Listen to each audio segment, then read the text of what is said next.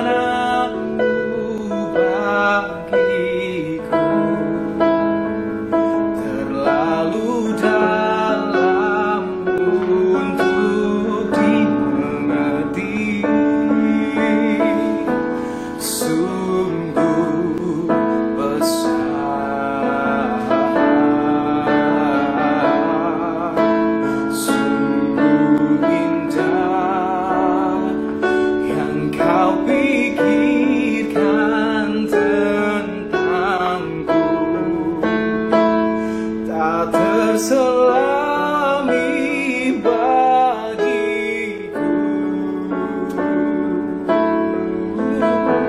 Sungguh indah.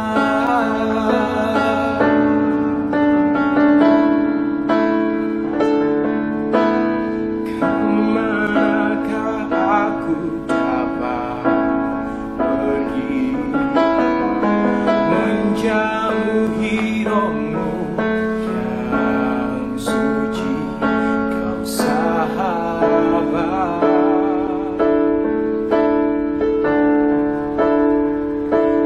dan kau dekat.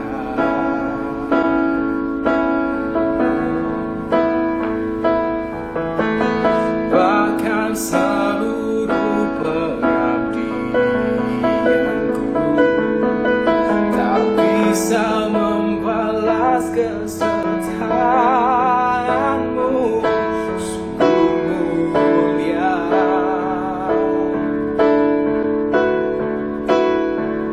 dan berharga.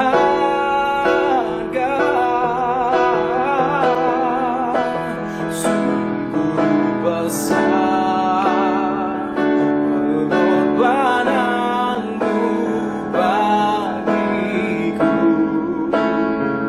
terlalu dalam untuk dimengerti. Sungguh besar, sungguh indah yang kau pikirkan tentangku, tak terselami bagiku. Oh, sungguh indah, sungguh besar pengorbananmu bagiku, terlalu dalam untuk dimengerti. Sungguh besar,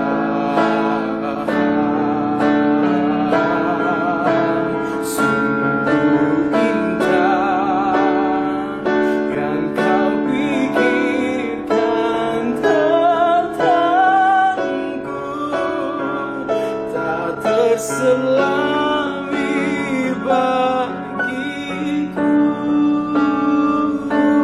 Sungguh indah, sungguh indah, sungguh indah.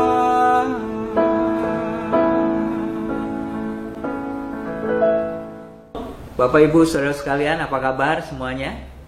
Kita masih memikirkan bersama tentang apakah masih adakah Superman di zaman ini. Ya. Saya mau menceritakan tentang pergumulan saya juga sebagai seorang hamba Tuhan, sebagai seorang pendeta yang sampai hari ini masih terus berjuang, masih punya posisi yang sama dengan saudara. Sama-sama bergantung kepada Tuhan, sama-sama mengandalkan Tuhan, sama-sama kita juga mau terus bertumbuh ke arah Kristus. Artinya kita sangat bergantung kepada Tuhan. Ya. Kita akan lanjutkan mengenai tema kita, ya, berbicara tentang Allah telah menempatkan Roh Kudus dan firman-Nya di hati kita. Allah telah menempatkan kekuatannya di dalam diri kita, sehingga kita akan mengalami betapa hebat dan kuasanya setiap hari dalam kehidupan kita. Allah telah menempatkan Roh Kudus, Allah telah menempatkan firman-Nya. Nah, kita telah belajar juga bahwa ibarat sebuah keran air, kita perlu belajar bagaimana mengalirkan kuasa yang ada di dalam diri kita, seperti sebuah perangkat elektronik tertentu. Kita mau bagaimana mengaktifkan alat yang ada sehingga boleh maksimal, berguna, dan dapat dirasakan manfaatnya. Nah, hari ini kita mau merenungkan bersama tentang kekuatan yang Tuhan taruh di dalam diri kita. Bagaimana kita mengalirkannya, bagaimana kita mengaktifkannya dalam kehidupan kita. Mari kita membuka bersama-sama dalam Efesus 3 ayat yang ke-20, salah satu bagian dari doa Paulus buat jemaat Efesus. Ayat yang ke-20, saya sudah mendapatkan Efesus 3 ayat 20. Mari kita membaca bersama-sama. Bagi Dialah yang dapat melakukan jauh lebih banyak daripada yang kita doakan atau kita pikirkan, seperti yang ternyata dari kuasa yang bekerja di dalam kita. Saya ulang sekali lagi. Bagi Dialah yang dapat melakukan jauh lebih banyak daripada yang kita doakan atau pikirkan, seperti yang ternyata dari kuasa yang bekerja di dalam kita. Ada kuasa yang bekerja di dalam kita. Nah, ada dua hal, saudaraku sekalian. Dua hal yang bisa mengalirkan kuasa yang bekerja di dalam diri kita, yang kita akan renungkan bersama-sama hari ini. Yang pertama adalah doa. Dan yang kedua adalah apa yang kita pikirkan. Nah, ayat tadi berkata, bagi Dialah yang dapat melakukan jauh lebih banyak daripada yang kita doakan. Itu yang pertama, doa, berdoa. Yang kedua, atau pikirkan. Ya, jadi ada dua, berdoa dengan apa yang kita pikirkan. Yang pertama, berdoa. Ya. Saya ingat satu kali murid-murid pernah bertanya atau bertanya kepada Tuhan. Satu kali mereka bertanya, Tuhan, ajarkan kami berdoa. Mengapa mereka bertanya seperti itu? Mereka adalah orang-orang yang sudah sering melihat orang berdoa tentunya. Orang Farisi berdoa, ahli Taurat berdoa, atau umat Tuhan yang lainnya berdoa. Tapi satu kali mereka bertanya kepada Tuhan Yesus, ajar kami berdoa. Mengapa mereka bertanya seperti itu? Saya percaya bahwa mereka melihat ada sesuatu yang berbeda. Ada sebuah suasana yang berbeda yang ditampilkan oleh Tuhan Yesus tentang apa itu berdoa. Dan ketika murid-murid bertanya kepada Tuhan tentang apa itu berdoa, bagaimana cara mereka berdoa, Tuhan Yesus memperkenalkan satu pribadi. Pribadi itu adalah Bapa. Ya. Sebelumnya mereka mengenal dari sisi Tuhan yang begitu agung, yang mulia. Tapi Yesus memperkenalkan kepada mereka tentang Tuhan yang mereka sebut, yang Yesus sebut sebagai Bapa. Nah, doa adalah sebuah persekutuan dengan Allah yang di dalamnya akan menghasilkan keintiman. Ketika Yesus menjelaskan tentang pribadi Bapa, Yesus sedang menjelaskan kepada murid-muridnya yang namanya berdoa adalah sebuah persekutuan yang di dalamnya ada sebuah keakraban, ada sebuah kedekatan seperti seorang anak dengan ayahnya. Nah, saudaraku sekalian, kita juga perlu mengerti tentang doa. Ada sebuah prinsip yang saudara perlu pahami. Kita bisa menjadi intim kepada siapa kita berdoa. Kalau kita berdoa kepada Tuhan, tentunya kita akan semakin intim kepada siapa kita berdoa. Dan kita juga akan semakin intim dengan siapa kita berdoa. Karena doa menghasilkan keintiman. Berdoalah dengan pasangan saudara, dengan istri, dengan suami, dengan anak, dengan orang tua. Karena semakin banyak saudara berdoa dengan mereka, kita akan semakin intim dan semakin dekat dengan siapa kita berdoa. Dan kita juga akan menjadi intim untuk siapa kita berdoa. Ketika saudara mendoakan saudara, kerabat, sahabat, meskipun jarak yang sangat jauh, saudara mendoakannya tiap hari, setiap saat, itu akan membangun yang namanya keintiman. Jadi saudara-saudara, kita akan menjadi intim kepada siapa kita berdoa, dengan siapa kita berdoa, untuk siapa kita berdoa. Dan selanjutnya kita perlu belajar juga dalam hal berdoa, saudara sekalian. Doa sebenarnya bukan hanya sekedar sarana untuk saudara meminta sesuatu, mengharapkan sesuatu, atau saya berharap berkat tertentu dari Tuhan. Tapi doa sebenarnya adalah sarana yang menyatukan kita dengan kehendaknya. Doa bukan hanya sekedar minta, tapi doa adalah sarana di mana kita sedang menyetel frekuensi kita dengan kehendaknya. Semakin saudara berdoa, semakin saudara menyembah kepada Tuhan, saudara akan semakin mengerti apa itu kehendak Tuhan. Dan saudara akan belajar bagaimana mendoakan yang adalah kehendak Tuhan. Dan saudara perlu mengerti juga bahwa Tuhan Yesus berkata bahwa mintalah, carilah, ketoklah. Jadi minta, cari, ketok. Artinya Tuhan sedang memberikan sebuah pengertian bahwa doa adalah sebuah perintah. Mengapa perintah? Karena sesuatu yang penting. Kenapa itu sesuatu yang penting? Karena sesuatu yang sangat mendasar, tidak ada pilihan yang lain. Berarti ketika saudara mengabaikan yang namanya doa, berarti saudara sedang mengabaikan sesuatu yang sangat penting dalam kehidupan kita. Yang pertama, mari kita berdoa. Berdoa secara personal, secara pribadi kita dengan Tuhan. Saat teduh kita dengan Tuhan. Berdoa secara korporat di dalam keluarga kita, di dalam gereja kita. Nah, kita mau mengaktifkan, kita mau menggelorakan, kita mau mengalirkan kuasa doa ini di dalam rumah tangga kita dan juga di dalam gereja kita. Yang pertama, mari kita berdoa. Sekali lagi, berdoa bukan hanya sekedar minta, tapi kita sedang menyetel kehendak kita dengan kehendak Tuhan. Hal yang kedua, saudara, yaitu berpikir. Tahukah saudara bahwa pikiran kita menentukan tindakan kita? Tindakan kita menentukan kebiasaan-kebiasaan, habit-habitnya kita. Dan kebiasaan kita akan menentukan karakter kita. Karakter kita akan menentukan seperti apa masa depan kita.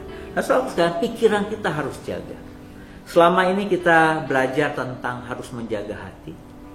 Tapi kalau saudara memperhatikan dalam Alkitab, saat seseorang terima Tuhan Yesus, sebenarnya saat itu juga Tuhan sudah memberikan roh yang baru, hati yang baru, yang membawa kita, hati kita taat, semakin serupa, semakin sama dengan kehendak Tuhan.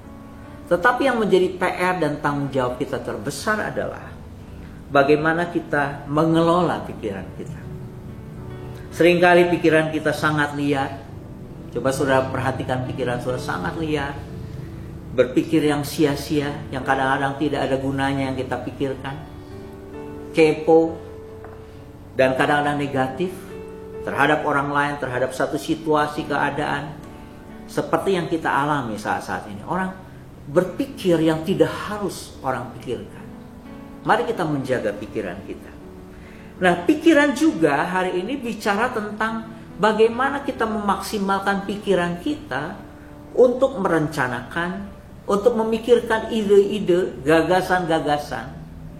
Apakah itu berbicara tentang keluarga kita, finansial kita, juga bicara tentang pekerjaan Tuhan, hal yang kita kerjakan selama hidup ini. Kita perlu memaksimalkan pikiran kita, mengelolanya. Kita mulai berpikir besar, karena Alkitab bilang kita harus mulai memikirkan hal-hal yang suci, hal yang baik. Karena itulah sebenarnya seharusnya mentalitas sebagai anak-anak Tuhan.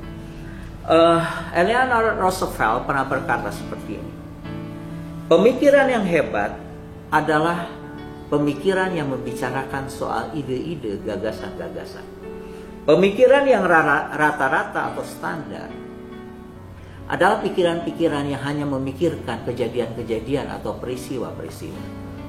Sedangkan pikiran yang picik, yang sempit, adalah yang pikiran yang membicarakan orang-orang lain, kelemahan orang lain, urusan orang lain. Tapi hari ini kita mau berpikir yang besar, berpikir yang hebat, merencanakan yang hebat, memaksimalkan apa yang kita pikirkan, terutama berbicara soal ide-ide. Nah, mari kita mulai saudara sekalian berpikir, memikirkan. Alkitab berkata sebagai orang yang sudah mengalami realitas kebangkitan Kristus, memikirkan perkara-perkara yang di atas. Pikiran yang selalu diselaraskan dengan pikiran Kristus, dan kita mengisi pikiran kita dengan firman-Nya sampai pikiran kita selaras sama. Kita berpikir, kita merasa seperti Kristus merasa. Apa yang kita harus lakukan? Coba kita renungkan bersama, saudara. Yang pertama, mari kita mulai melatih diri kita berdoa, berkomunikasi dengan Tuhan, membangun kedekatan kita dengan Tuhan. Karena doa, kita sedang mengalirkan kuasa Allah yang ada di dalam diri kita. Doa secara pribadi, doa secara korporat di dalam rumah tangga kita, dan doa juga secara korporat, apakah di gereja kita atau juga di perusahaan di mana kita ada. Yang kedua, kita mulai mengizinkan pikiran kita untuk selalu dijaga dan dikembangkan, supaya pikiran kita menjadi pikiran-pikiran yang memikirkan hal-hal yang gagasan-gagasan, hal-hal yang positif, sehingga pikiran kita menjadi alat bagi kemuliaan nama Tuhan. Saya ulang sekali lagi, Efesus pasal 3 ayat yang ke-20. Bagi dialah yang dapat melakukan jauh lebih banyak daripada yang kita doakan. Yang pertama, kita doakan. Mari kita berdoa. Yang kedua, atau pikirkan. Kita mulai berpikir. Seperti yang ternyata dari kuasa yang bekerja di dalam kita. Allah sudah menempatkan kuasanya. Mari kita berdoa. Mari kita berpikir. Karena berdoa dan berpikir adalah salah satu yang mengaktifkan atau mengalirkan kuasa yang Tuhan tempatkan. Dan mari kita mengalirkan, mari kita mengaktifkan kuasa sehingga orang-orang diberkati lewat apa yang kita doakan, lewat kedekatan kita dengan Tuhan, dan lewat apa yang kita pikirkan. Nah, di saat hari ini kita akan sama-sama melakukan persekutuan kita dengan tubuh dan darah Tuhan Yesus. Mari kita menyiapkan roti dan anggur. Roti yang adalah tubuh Kristus, anggur yang adalah darah Kristus. Saya akan membacakan. Mari saudara siapkan hati, siapkan. Mari kita merenungkan karya salib Kristus. Mari kita mengizinkan bahwa kita mengalami kesatuan, menjadi satu dengan Kristus. 1 Korintus 13 ayat 23. Mari kita angkat roti di atas kepala kita. Sebab apa yang telah kuteruskan kepadamu telah aku terima dari Tuhan, yaitu bahwa Tuhan Yesus pada malam waktu ia diserahkan mengambil roti, dan sesudah itu ia mengucap syukur atasnya. Ia memecah-mecahkannya dan berkata, inilah tubuhku yang diserahkan bagi kamu. Perbuatlah ini menjadi peringatan akan aku. Mari kita sama-sama makan roti yang adalah tubuh Kristus ini dalam nama Tuhan Yesus.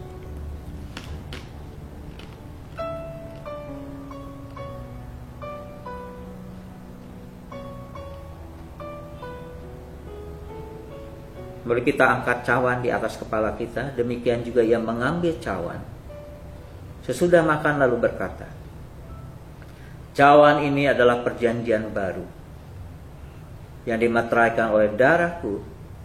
Perbuatlah ini setiap kali kamu meminumnya menjadi peringatan akan aku. Sebab setiap kali kamu makan roti ini dan minum cawan ini, kamu memberitakan kematian Tuhan sampai ia datang. Mari kita sama-sama meminum dalam nama Tuhan Yesus anggur yang adalah darah Tuhan Yesus. Haleluya. Puji Tuhan. Mari kita bersyukur kepada Tuhan. Kita berterima kasih kepada Tuhan. Kalau kita boleh menjadi satu dengan tubuh, darah Yesus, dengan kematian Tuhan Yesus, dan kita juga boleh mengalami kebangkitan Tuhan Yesus. Mari kita berdoa kepada Tuhan. Tuhan, terima kasih. Kami sudah dengar firman. Kami bersyukur untuk kuasa yang Tuhan tempatkan dalam diri kami. Dan kami rindu supaya kuasa itu mengalir. Kuasa itu bekerja. Kuasa itu boleh memberkati banyak orang. Dan hari ini kami belajar. Ada dua hal yang kami bisa lakukan untuk melepaskan, untuk mengalirkan, untuk mengaktifkan. Yang pertama, kami berdoa. Tuhan, ajar kami berdoa. Kami belajar bahwa doa adalah persekutuan yang membangun keintiman. Dan kami belajar juga doa adalah tempat di mana kami boleh menyatukan kehendak kami dengan kehendak-Mu. Dan lewat doa juga kami belajar bahwa Tuhan memerintahkan kami berdoa. Karena doa begitu penting. Tuhan, tolong kami. Latih kami, ajar kami untuk berdoa. Tuhan menolong kami juga supaya kami menjaga pikiran kami.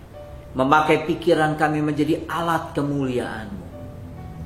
Memikirkan ide-ide, gagasan-gagasan untuk pekerjaan Tuhan, untuk hidup kami.